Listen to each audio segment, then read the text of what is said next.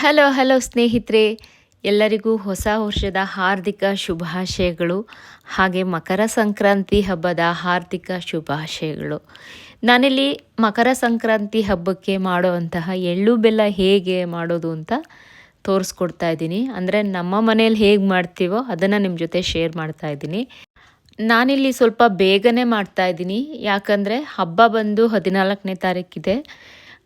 ನಮ್ಮ ಯಜಮಾನ್ರು ಬರ್ತಡೇ 12ನೇ ತಾರೀಕಿದೆ.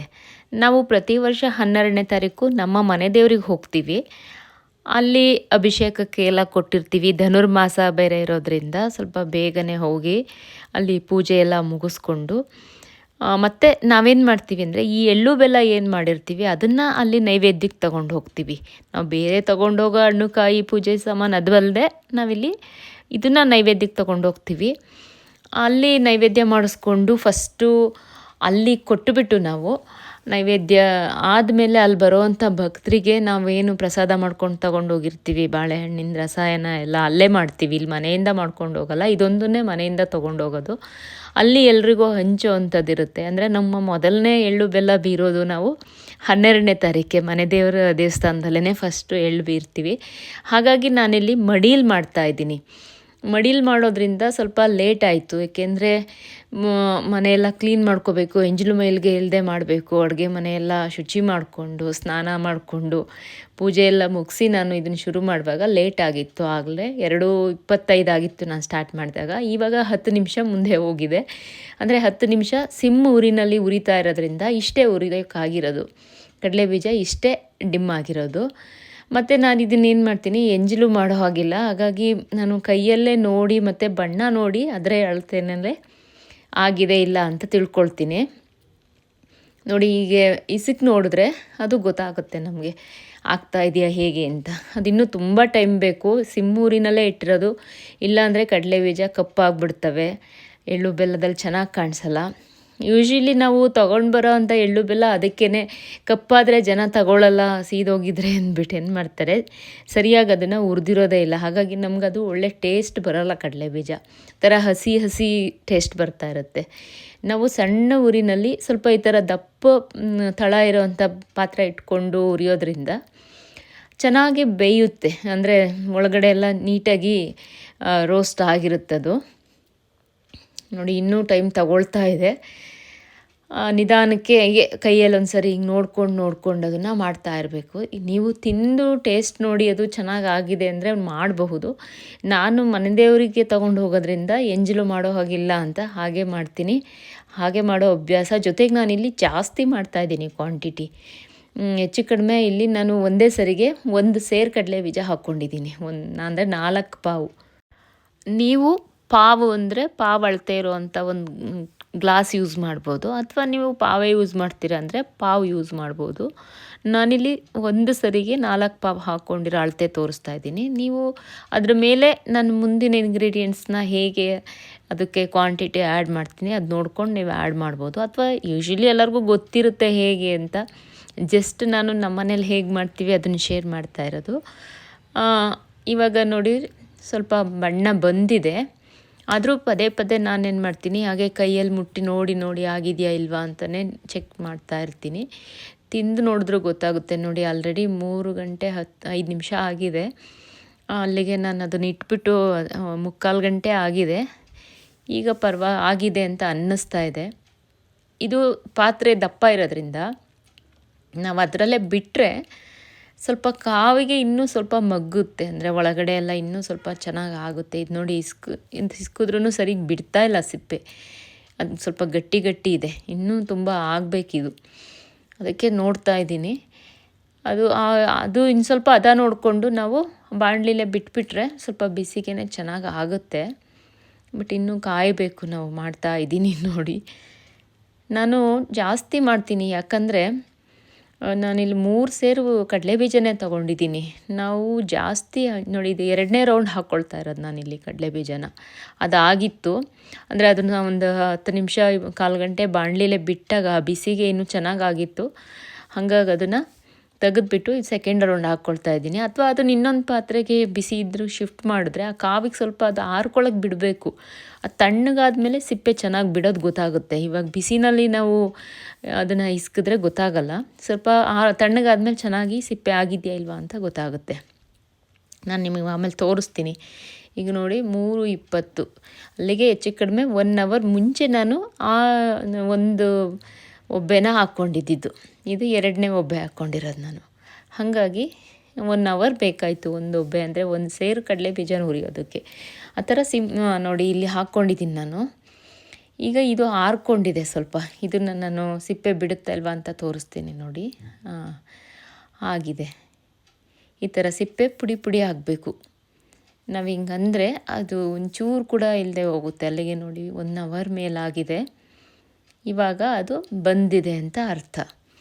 ಅಥವಾ ತಿಂದು ಬೇಕಾದರೆ ನೋಡಿದ್ರೂ ನಿಮಗೆ ಟೇಸ್ಟ್ ಗೊತ್ತಾಗುತ್ತೆ ಆಗಿದೆ ಇಲ್ಲ ಅಂತ. ಚೆನ್ನಾಗಾಗಿದೆ ಇವಾಗ. ಜೊತೆಗೆ ನಾವು ಇದನ್ನು ಎಳ್ಳು ಬೆಲ್ಲಕ್ಕೆ ಕಡಲೆ ಬೀಜನ ಹೋಳು ಮಾಡೋದ್ರಿಂದ ಅದು ನೀಟಾಗಿ ಬಿಡೋ ಹಂಗಿರಬೇಕು. ಉಂಡೆ ಥರ ಹಾಕೋದಾದರೆ ಅಥವಾ ಬೇರೆ ಯಾವುದಾದ್ರೂ ರೆಸಿಪೀಸ್ಗಾದರೆ ಹಾಗೆ ಇದ್ರೂ ನಡೆಯುತ್ತೆ. ನಾವಿಲ್ಲಿ ಒಂದೊಂದು ಕಾಳನ್ನು ಬೇಳೆ ಮಾಡೋದ್ರಿಂದ ಅದು ನೀಟಾಗಿ ಬಿಡೋ ಹಂಗಿರಬೇಕು. ಹಾಗಾಗಿ ಚೆನ್ನಾಗಿ ಆಗಬೇಕಿದು. ಜೊತೆಗೆ ಸೀದಿರಬಾರ್ದು. ನೋಡೋದಕ್ಕೆ ಇದು ಸ್ವಲ್ಪ ಮೊಬೈಲಲ್ಲಿ ಡಾರ್ಕಾಗಿ ಕಾಣಿಸ್ತಿದೆ, ಇಷ್ಟೊಂದು ಕಪ್ ಆಗಿರಲಿಲ್ಲ. ಇದ್ರಲ್ಲಿ ಕಾಣಿಸ್ತಿದೆ ಅನ್ನಿಸ್ತಿದೆ ನನಗೆ. ನಾನು ಎಳ್ಳು ಬೆಲ್ಲ ರೆಡಿ ಆದಮೇಲೆ ವಿಡಿಯೋ ಮಾಡ್ತೀನಲ್ಲ, ಆವಾಗ ನೋಡಿ ಗೊತ್ತಾಗುತ್ತೆ ನಿಮಗೆ. ಇದು 2ನೇ ಸೇರು ಹಾಕ್ಕೊಂಡಿರೋದು ನಾನು. ನಾವು ಜಾಸ್ತಿ ಮಾಡ್ತೀವಿ, ಯಾಕಂದರೆ ನಮ್ಮದು ಶಾಪ್ ಇರೋದ್ರಿಂದ ಅಲ್ಲಿ ಬರೋವಂಥ ಕಸ್ಟಮರ್ಗೆಲ್ಲ ಎಳ್ಳು ಬೆಲ್ಲ ಕೊಡೋದು ರೂಢಿ ಮಾಡ್ಕೊಂಡಿದ್ದೀವಿ. ಹಾಗಾಗಿ ಜಾಸ್ತಿ ಬೇಕು. ಮತ್ತು ಇಲ್ಲಿ ನಮಗೆ ಅಕ್ಕಪಕ್ಕ ಮನೆಯವರು, ಫ್ರೆಂಡ್ಸ್ ಇರ್ತಾರೆ, ರಿಲೇಟಿವ್ಸ್ ಇರ್ತಾರೆ. ಹಾಗಾಗಿ ಎಲ್ಲರಿಗೂ ಕೊಡಬೇಕಲ್ಲ, ಜಾಸ್ತಿ ಬೇಕು. ನಾವು ಹೆಚ್ಚು ಕಡಿಮೆ 10 ಸೇರು ಎಳ್ಳು ಬೆಲ್ಲ ಮಾಡ್ತೀನಿ ಪ್ರತಿ ವರ್ಷ. ಅಷ್ಟು ಬೇಕಾಗುತ್ತೆ ನಮಗೆ. ನಾವು ತಿನ್ನೋದೆಲ್ಲ ಸೇರಿಸ್ಕೊಂಡ್ರೆ ನಮ್ಗೆ ಅಷ್ಟು ಬೇಕಾಗುತ್ತೆ. ಹಾಗಾಗಿ ನೋಡಿ, ಇದು ಸಿಪ್ಪೆ ಎಲ್ಲ ತೆಗೆದಿಟ್ಟಿದ್ದೀನಿ ನಾನು. ಅದನ್ನು ಉಜ್ಜಿ ಅದನ್ನು ಕೇರಿ ಮತ್ತು ಬೇಳೆ ಕೂಡ ನಾನು ಎಲ್ಲ ಬೇಳೆ ಮಾಡಿದ್ದೀನಿ ಕೂತ್ಕೊಂಡು. ನಾನು ಅದನ್ನು ಮಾಡ್ತಾ ಇದನ್ನು ಮಾಡಿಕೊಂಡೆ. ಅದು ಸಣ್ಣ ಉರಿ ಇರುತ್ತಲ್ವ, ನಾವೇನು ಪದೇ ಪದೇ ಕೈ ಆಡ್ಸೋದು ಬೇಕಿಲ್ಲ. ದಪ್ಪ ಪಾತ್ರೆ ಇರೋದ್ರಿಂದ ಸಿಹಿಯಲ್ಲ, ಹಾಗಾಗಿ ಅವಾಗವಾಗ ಕೈ ಆಡಿಸ್ಕೊಂಡ್ರೆ ಸಾಕು. ಜೊತೆಲಿ ನಾವು ಇದನ್ನು ಕೆಲಸ ಮಾಡ್ಕೊಂಬಿಡ್ಬೋದು. ಅದ್ರ ಮುಂದೆನೇ ಕೂತ್ಕೋಬೇಕಂತೇನಿಲ್ಲ. ನೋಡಿ, ಆಲ್ಮೋಸ್ಟ್ ಎಲ್ಲ ಬೇಳೆಗಳು ಮಾಡಿದ್ದೀನಿ. ಮಧ್ಯೆ ಸಿಗೋ ಅಂಥದ್ದನ್ನ ಹಿಂಗೆ ಮಾಡಿಕೊಂಡು ಬೇಕಾದರೆ ಕೂತ್ಕೊಂಡು ಹಾಗೆ ಹಾಕಿದ್ರೂ ಚೆನ್ನಾಗಿರುತ್ತೆ, ಏನು ತೊಂದರೆ ಇಲ್ಲ. ಬಟ್ ಅದೇನೋ ನಾವು ಹೀಗೆ ಮಾಡೋದೇ ಅಭ್ಯಾಸ ನಮಗೆ. ಜೊತೆಗೆ ಜಾಸ್ತಿ ಕಾಣಿಸುತ್ತೆ ಅನಿಸುತ್ತೆ ಬೇಳೆ ಮಾಡಿ ಹಾಕಿದ್ರೆ. ಉಂಡೆ ತಿನ್ನೋದಕ್ಕಿಂತ ಇದು ಬೇಳೆ ಮಾಡ್ಕೊಂಡು ತಿನ್ನೋದು ಚೆನ್ನಾಗಿರುತ್ತೆ. ಯೂಶ್ವಲಿ ಎಳ್ಳು ಬೆಲ್ಲ ಮಾಡೋದು ಹಾಗೆ ಅಲ್ವಾ, ಹಾಗಾಗಿ ನಾನು ಹಾಗೆ ಮಾಡಿದ್ದೀನಿ. ಆಗಿದೆ, ಇದು ಚೆನ್ನಾಗಿ ಆಗಿತ್ತು. ಯಾಕೆಂದರೆ ನಾನು ಟೇಸ್ಟ್ ನೋಡಿಲ್ಲ, ನೋಡಿದ್ರೆ ಗೊತ್ತಾಗ್ತಾ ಇದೆ ಕರೆಕ್ಟಾಗಿ ಆಗಿದೆ ಅಂತ. ಹಾಗಾಗಿ ನಾವು ಜಾಸ್ತಿ ಜನಕ್ಕೆ ಎಳ್ಳು ಬೀರೋದ್ರಿಂದ ಎಳ್ಳು ಬೆಲ್ಲ ನಾವು ಜಾಸ್ತಿನೇ ಮಾಡ್ತಾಯಿದ್ದೀನಿ. ನೀವು ನಿಮ್ಗೆ ಎಷ್ಟು ಬೇಕೋ ಆ ಕ್ವಾಂಟಿಟಿನ ಮಾಡ್ಕೊಳ್ಳಿ. ಸಕ್ಕರೆ ಹಚ್ಚಿ ಕೂಡ ನಾವು ಮನೇಲೇ ಮಾಡ್ತೀವಿ. ನೋಡ್ತೀನಿ, ನನಗೆ ಟೈಮ್ ಸಿಕ್ಕರೆ ನಾನು ಅದನ್ನು ವಿಡಿಯೋ ಅದು ಕೂಡ ಶೇರ್ ಮಾಡ್ತೀನಿ ನಿಮಗೆ. ನೋಡಿ, ಈ ಥರ ಪುಡಿ ಬರುತ್ತಲ್ವ, ನಾವು ಅದನ್ನು ಉಜ್ಜಿ ಕೇರಿದಾಗ ಅದನ್ನು ತೆಗೆದುಬಿಡಬೇಕು. ಯಾಕಂದರೆ ಅದು ಸ್ವಲ್ಪ ಕಹಿ ಬರುತ್ತೆ ಟೇಸ್ಟು. ಮೂತಿ ಅಂತ ಹೇಳ್ತಾರೆ ಅದನ್ನು, ಅದರೊಳಗಡೆ ಇರುತ್ತಲ್ಲ ಅದು ಸ್ವಲ್ಪ ಕಹಿ ಬರುತ್ತೆ. ಅದಕ್ಕೆ ನಾವೇನು ಮಾಡ್ತೀವಿ, ಹಿಂಗೆ ಬಿಡಿಸಿ ಅದನ್ನು ಮರಕ್ಕೆ ಹಾಕ್ಕೊಂಡು ಕೇರಿದಾಗ ಅದು ಹೋಗುತ್ತೆ, ಅದು ಮುಂದೆ ಬರುತ್ತೆ. ಆವಾಗ ಅದನ್ನು ತೆಗೆದುಬಿಡಬೇಕು. ಆವಾಗ ಎಳ್ಳು ಬೆಲ್ಲ ಟೇಸ್ಟ್ ಚೆನ್ನಾಗಿರುತ್ತೆ. ನಾವು ಅದನ್ನು ಹಾಗೆ ಬಿಟ್ಟರೆ ಕಹಿ ಬರುತ್ತೆ ಎಳ್ಳು ಬೆಲ್ಲ. ಹಾಗಾಗಿ ಅದೊಂದು ಕ್ಲೀನ್ ಮಾಡ್ಕೋಬೇಕು. ಅಲ್ಲಲ್ಲಿ ಉಂಡೆ ಕಾಳು ಸಿಕ್ಕಿದ್ದನ್ನ ತೆಗಿತಾ ಇದ್ದೀನಿ ನಾನು. ಟೈಮ್ ಇತ್ತಲ್ವ, ಆ ಕಡೆ ಅದ್ರ ಪಾಡಿಗೆ ಅದು ಕಡಲೆ ಬೀಜ ಆಗ್ತಾಯಿದೆ, ನಾವಿಲ್ಲಿ ಮಾಡ್ತಾಯಿದ್ದೀನಿ. ಈಗ ಕಡಲೆ ಬೀಜದ ಕೆಲಸ ಪೂರ್ತಿ ಮುಗೀತು. ನೆಕ್ಸ್ಟು ಕೊಬ್ಬರಿ ತಗೊಂಡಿದ್ದೀನಿ. ನಾವಿಲ್ಲಿ ಏನು ಮಾಡಬೇಕು, ಕೊಬ್ಬರಿ ಸಿಪ್ಪೆನ ತೆಗಿಬೇಕು. ಎಳ್ಳು ಬೆಲ್ಲಕ್ಕೆ ನಾವು ಯಾವಾಗಲೂ ಕೊಬ್ಬರಿ ಸಿಪ್ಪೆನ ತೆಗೆದ್ಬಿಟ್ಟೆ ಹಾಕೋದಲ್ವ, ಹಾಗಾಗಿ ಅದನ್ನು ತೆಗಿಯೋದಕ್ಕೆ ಅದು ಹಾರ್ಡ್ ಇರೋದ್ರಿಂದ ಸ್ವಲ್ಪ ಸ್ಮೂತ್ ಮಾಡ್ಕೋಬೇಕಂದ್ರೆ ನಾವಿಲ್ಲಿ ನೀರಲ್ಲಿ ನೆನೆಸ್ಕೊಂಡ್ರೆ, ತುಂಬ ನೆನೆಸ್ಬಾರ್ದು. ತುಂಬ ನೆನೆಸಿದ್ರೆ ಕೊಬ್ಬರಿ ತುಂಬ ಹಸಿಯಾಗಿ ಆಮೇಲೆ ಜಾಸ್ತಿ ಒಣಗಿಸ್ಬೇಕಾಗುತ್ತೆ ಅದನ್ನು. ಹಾಗಾಗಿ ಸ್ವಲ್ಪ ಸಿಪ್ಪೆ ನೆನೆಸಿ ಒಂದು 10 ನಿಮಿಷ ಬಿಟ್ಟರೆ ಅದು ಸಿಪ್ಪೆ ಎಲ್ಲ ಸ್ವಲ್ಪ ಸ್ಮೂತ್ ಆಗುತ್ತೆ. ಆಮೇಲೆ ನಾನಿಲ್ಲಿ ಅದನ್ನು ಪೀಲರಿಂದ ಸಿಪ್ಪೆ ತೆಗಿತಾ ಇದ್ದೀನಿ. ಅಥವಾ ಚಾಕುಲಿ ಬೇಕಾದರೂ ತೆಗಿಬೋದು. ಕೆಲವರು ಈ ತುರಿಯೋದು ಬರುತ್ತಲ್ಲ, ಕ್ಯಾರೆಟ್ ಎಲ್ಲ ತುರಿತೀವಲ್ಲ, ಅದರಿಂದನೂ ತೆಗೆದು ಮಾಡೋರು ಮಾಡ್ತಾರೆ. ನಾನಿಲ್ಲಿ ಪೀಲರ್ದು ಈ ಥರ ಈ ಶೇಪ್ ಇರೋ ಪೀಲರ್ ಆದರೆ ನೀಟಾಗಿ ಬರುತ್ತೆ.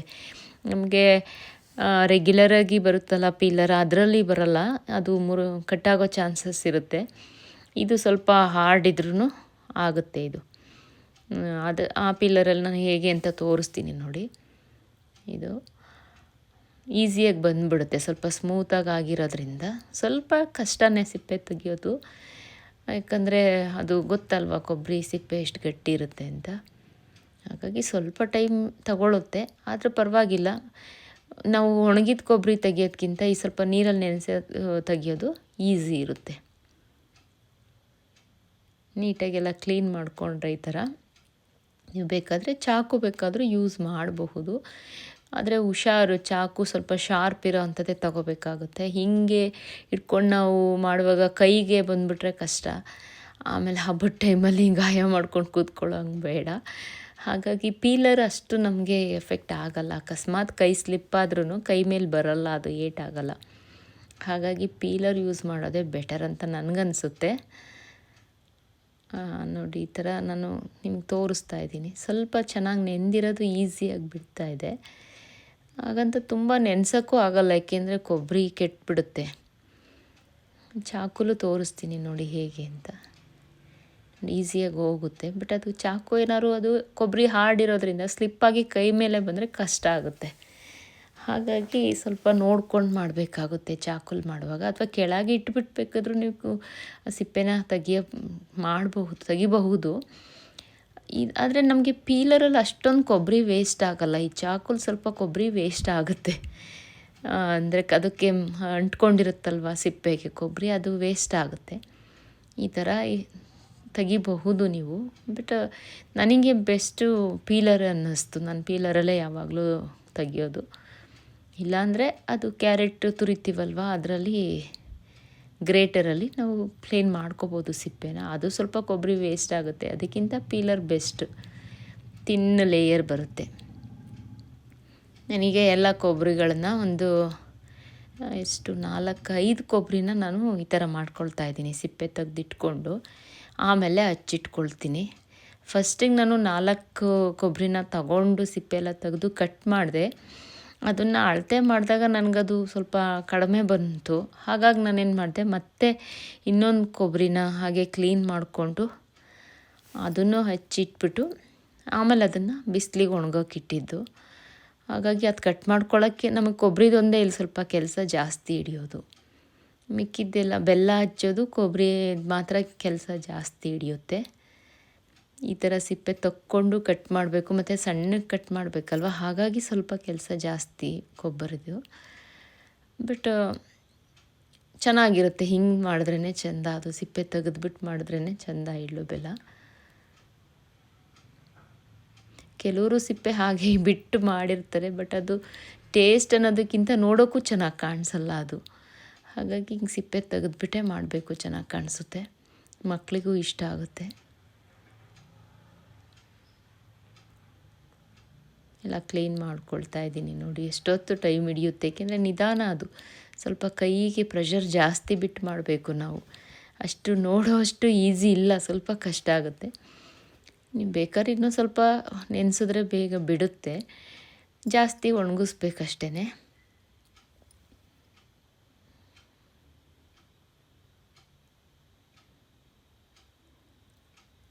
ಹಬ್ಬಗಳು ಬಂದರೆ ಎಷ್ಟು ಕೆಲಸ ಇರುತ್ತಲ್ವ ಹೆಂಗಸರಿಗೆ. ಮಾಡ್ತಾನೇ ಇರಬೇಕು. ಒಂದು ಹಬ್ಬ ಮುಗಿಸುವಾಗಲೇ ಇನ್ನೊಂದು ಹಬ್ಬ ಬಂದುಬಿಡುತ್ತೆ. ಆ ಮನೆ ಕೆಲಸ, ಮನೆ ಕ್ಲೀನು, ಅಡುಗೆ ತಿಂಡಿ, ಮಕ್ಕಳು, ಮನೆ, ಅದ್ರ ಜೊತೆ ಇದೆಲ್ಲ ಎಕ್ಸ್ಟ್ರಾ ಕೆಲಸಗಳು, ಎಷ್ಟು ರಿಸ್ಕ್ ಅನಿಸುತ್ತಲ್ಲ.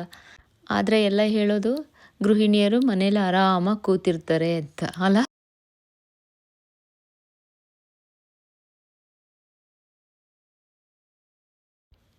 ಇಲ್ಲಿ ಕ್ಲೀನಾಗಿರೋ ಕೊಬ್ಬರಿನ ತೋರಿಸ್ತಾ ಇದ್ದೀನಿ ನೋಡಿ. ನಾನಿಲ್ಲಿ ಒಟ್ಟು 4 ಕೊಬ್ಬರಿನ ರೆಡಿ ಮಾಡ್ಕೊಂಡಿದ್ದೀನಿ. ಅದೆರಡು ಹೋಳಾಗಿದೆ, ಹಾಗಾಗಿ ಚಿಕ್ಕದು ಕಾಣಿಸ್ತಾ ಇದೆ. ನಾನು ಆಮೇಲೆ ಎಕ್ಸ್ಟ್ರಾ ಇನ್ನೂ ಒಂದು ಕೊಬ್ಬರಿ ಕಟ್ ಮಾಡಿಕೊಂಡೆ, ಏಕೆಂದರೆ ಇದು ಸಾಲದೆ ಬಂತು. ನಾನು ಅಳತೆ ಮಾಡಿದಾಗ ಕಡಲೆ ಬೀಜ ಜಾಸ್ತಿ ಹಾಕಿರೋದ್ರಿಂದ ನಾನು ಅದಕ್ಕೆ ಸಮನಾಗಿ ಕೊಬ್ಬರಿ, ಬೆಲ್ಲ ಎಲ್ಲ ತೊಗೋಬೇಕಾಗುತ್ತೆ, ಕಡಲೆ, ಎಳ್ಳು ಎಲ್ಲ. ಹಾಗಾಗಿ ಅಳತೆ ಮಾಡಿಕೊಂಡೇ ಮಾಡ್ತೀನಿ ನಾನು. ಮತ್ತು ನಾನು ಟೋಟಲಾಗಿ ಒಂದು 10 ಸೇರು ಮಾಡೋದ್ರಿಂದ ಎಲ್ಲವೂ ಸ್ವಲ್ಪ ಅಳತೆಯಲ್ಲಿರುತ್ತೆ. ಇವಾಗ ನಾನು ತಕ್ಷಣವೇ ಕಟ್ ಮಾಡ್ತಾಯಿದ್ದೀನಿ. ನಾನು ಕ್ಲೀನ್ ಮಾಡ್ಕೊಂಡ ತಕ್ಷಣವೇ ಟೈಮ್ ಇತ್ತಲ್ವ, ಆ ಕಡೆ ಕಡಲೆ ಬೀಜ ಅದರ ಪಾಡಿಗೆ ಅದು ಆಗ್ತಾ ಇರುತ್ತೆ, ನಾವಿಲ್ಲಿ ಕೊಬ್ಬರಿನೂ ಮಾಡ್ಕೊಳ್ತಾ ಇದ್ದೀನಿ. ಟೈಮ್ ಸಿಕ್ಕಾಗ ಮಾಡ್ಕೊಂಬಿಡೋಣ ಅಂತ. ನೋಡಿ ಸ್ವಲ್ಪ ನೀರಲ್ಲಿ ನೆನೆಸಿದ್ವಲ್ವ, ಕೊಬ್ಬರಿನೂ ಸ್ವಲ್ಪ ಸ್ಮೂತಾಗಿದೆ, ಈಸಿಯಾಗಿ ಬರ್ತಾಯಿದೆ ಕಟ್ ಮಾಡೋದಕ್ಕೆ. ನಾವು ಆಮೇಲೆ ಬಿಸಿಲಲ್ಲಿ ಒಣಗಿಸ್ಬಿಟ್ರೆ ಅದು ಸ್ವಲ್ಪ ಏನು ಹಸಿ ಆಗಿರುತ್ತಲ್ವ ನೆಂದಿದ್ದು, ಅದೆಲ್ಲ ಬಿಸಿಲಲ್ಲಿ ಒಣಗಿಸಿದ್ರೆ ಸರಿ ಹೋಗುತ್ತೆ. ತುಂಬ ಏನು ಕೆಡೋ ಹಂಗೇನಿರಲ್ಲ, ಚೆನ್ನಾಗಿ ಒಣಗಿಸ್ಕೊಂಬಿಟ್ರೆ. ತುಂಬ ಒಣಗಿಸಿದ್ರೂ ಹಾರ್ಡ್ ಆಗುತ್ತೆ, ಅದರ ಅವಶ್ಯಕತೆ ಇಲ್ಲ. ನಾವು ಕಟ್ ಮಾಡಿ ಇಟ್ಟಾಗಲೇ ಅದು ಸುಮಾರು ಡ್ರೈ ಆಗಿಬಿಡುತ್ತೆ, ಮತ್ತು ಬಿಸಿಲಿಗೆ ಇಟ್ಟಾಗ ಇನ್ನೂ ಡ್ರೈ ಆಗುತ್ತೆ.